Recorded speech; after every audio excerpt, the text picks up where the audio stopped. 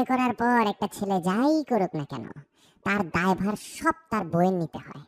একটা বিবাহিত ছেলে যখন তার মায়ের সাথে কথা বলে তখন, মফিজ, কি বাবা, দুপুর হয়ে গেছে, ভাত খাবা না?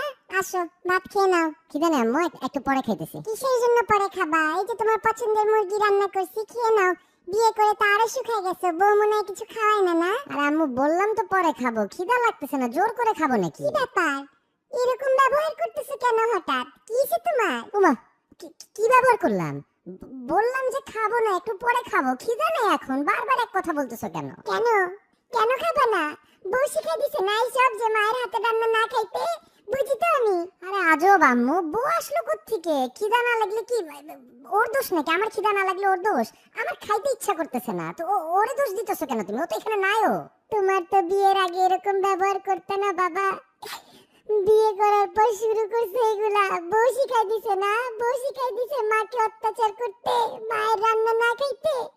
আমি তো মা, সব বুঝি, সব বুঝি। তুমি যে আম্মু কি বুঝো আমি জানি না, আল্লাহই জানে। কেন আগে খিদা লাগলে আমি তোমাকে বলতাম না যে খিদা লাগতেছে না, পরে খাবো?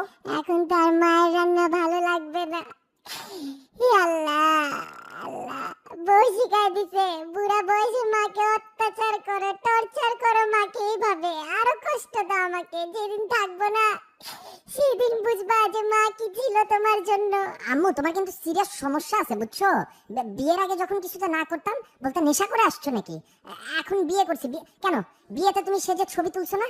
বিয়েতে আমার বউয়ের সাথে দাঁড়ায় ছবি তুলছো না হাসি মুখে? আর এখন কিছুতে না বললে সব দোষ ওর হয়ে গেল? বিয়ের আগে তো বলতা কত লক্ষ্মী মেয়ে, ওকেও বলতা আমার ছেলেকে তুমি ঠিক করতে পারবা, আর এখন খালি বললাম খিদা নাই, শব্দ শুরু হয়ে গেল। আল্লাহ, ছি ছি ছি ছি, এই দিন দেখতে এলো আমার।